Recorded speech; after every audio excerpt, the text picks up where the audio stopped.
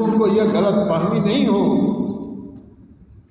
कि लोकतंत्र के यही रक्षक है। सारे काम जो देश का इतिहास बदल रहे हैं, देश में कोई काम नहीं हो रहा। आप बताइए, देश में देश की सरकार है, देश की सरकार ने एक मिनट भी महंगाई पर चर्चा किया क्या?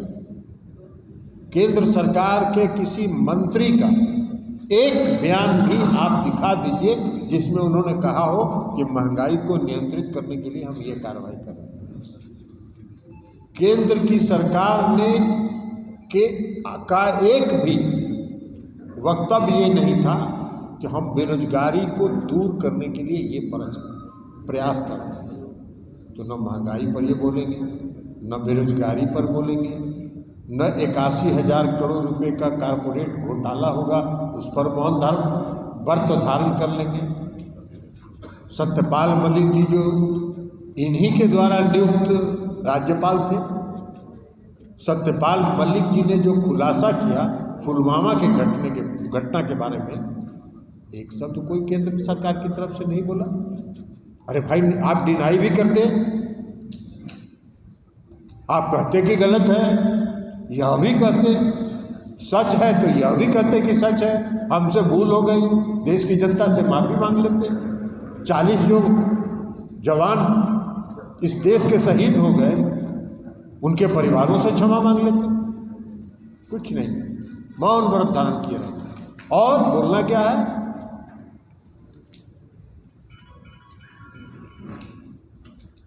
देश के सारे भ्रष्टाचारी मेरे खिलाफ एकजुट हो रहे हैं। अरे आप कर्नाटक का चुनाव हो रहा है, आप में से कई लोग कर्नाटक के चुनाव को देख रहे होंगे नजदीक से। पूरे कर्नाटक के चुनाव में सबसे बड़ा मुद्दा भ्रष्टाचार, इसलिए कि वहां की जो सरकार थी देश की सबसे भ्रष्टतम सरकार, और वहां भ्रष्टाचार की चर्चा जब आम लोगों में होने लगी तो उसको ढकने के लिए इन लोगों ने धार्मिक उन्माद फैलाना शुरू किया। भाई, हमने तो बहुत सा चुनाव देखा है,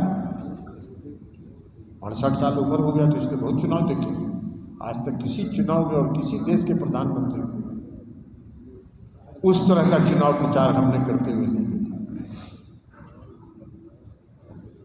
धार्मिक उन्माद फैलाने का जो क्लाइमेक्स होता है वो प्रचार कर रहे थे, दोनों हाथ उठा के कह रहे हैं जय बजरंगबली का नारा लगाओ और कमल छाप पर वोट दबाओ। अरे, ये देश के प्रधानमंत्री को किस स्तर पर आप ले जा रहे हैं? ये निम्नतम स्तर का प्रचार है। आप गरिमा है उस पद की, जिस पद को आप सुशोभित कर रहे हैं, उस पद की गरिमा है, उस पद की गरिमा को तो कम से कम अक्षुण्ण रखिए। नहीं तो ये सब का दिल्ली में क्या कर रहे थे भाई? ठीक कहा सुप्रीम कोर्ट ने क्या कहा कि भाई चुनी हुई सरकार जो जनता का प्रतिनिधित्व करता है उसको लेफ्टिनेंट गवर्नर जो नियुक्त होता है वो कैसे कंट्रोल करेगा, उसको कैसे काम करने का हक नहीं मिलेगा। महाराष्ट्र में क्या कहा, राज्यपाल के भूमिका जो है उसको संदिग्ध माना और राज्यपाल की भूमिका को संदिग्ध माना, और सुप्रीम कोर्ट ने यह भी कहा कि चूंकि उद्धव ठाकरे जी ने फ्लोर टेस्ट किए बिना इस्तीफा दे दिया था इसलिए हम उसको रिस्टोर नहीं कर सकते। और उद्धव ठाकरे जी ने कहा कि भाई हमने तो नैतिकता के आधार पर इस्तीफा दिया। तो आज नैतिकता किसके लिए है? आज नैतिकता एकनाथ शिंदे जी के लिए। एकनाथ शिंदे जी को भी उसी नैतिकता के आधार पर इस्तीफा दे देना चाहिए और महाराष्ट्र में फिर चुनाव का घोषणा कर देना चाहिए, चुनाव होगा। लेकिन ये सब चीज किसी चीज से मतलब नहीं। कर्नाटक में इन लोगों ने अथक प्रयास कर लिया,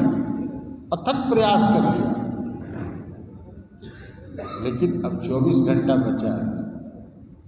एग्जिट पोल तो आप लोग देख चुके हैं, हम आपको बता रहे हैं कि जो मेरी जानकारी है, एग्जिट पोल से कहीं ज़्यादा संख्या से भारतीय जनता पार्टी वहाँ चुनाव हार है। तो आपका सब कुछ खत्म हो रहा है धीरे धीरे, आपका पूरा तिलस्मा खत्म हो रहा है। तो इसलिए अब इंतजार करिए 2024 का, और आने वाले समय में जो मध्य प्रदेश में, छत्तीसगढ़ में भी चुनाव होना, वहाँ भी हारेंगे बुरी तरह। हम गए थे मध्य प्रदेश में, वहाँ के लोगों से हमने जो अनुभव लिया, लोगों का मानना है कि ये सरकार को जाना चाहिए। तो मध्य प्रदेश भी हारिएगा, सब हारिएगा, और 2024 में तो फिर आपका सफाया होना ही होना। तो इसलिए मेरा कहना है कि आज इस देश में फिर से लोकतंत्र स्थापित हुआ है, और लोकतंत्र माननीय सर्वोच्च न्यायालय ने स्थापित किया। भ्रष्टाचार पर जो आप ड्रामा करते हैं, आपकी अपनी पार्टी भ्रष्टतम पार्टी, जो कर्नाटक की जनता ने बता दी। अब बिहार में आप एक बार बताइए जरा, 2017 में छापा मरवा रहे थे, तो 2017 में हम लोग अलग हो गए, तो 5 साल कुछ नहीं हुआ। 5 साल कुछ हुआ 2017 से 2022 तक? बताइए, आप ही लोग कोई बताइए, एक आदमी नहीं हुआ। और जैसे ही फिर 2022 में हम लोग साथ हो गए, फिर शुरू। ये क्या है? ये पालतू तोतों का इस्तेमाल करते हैं।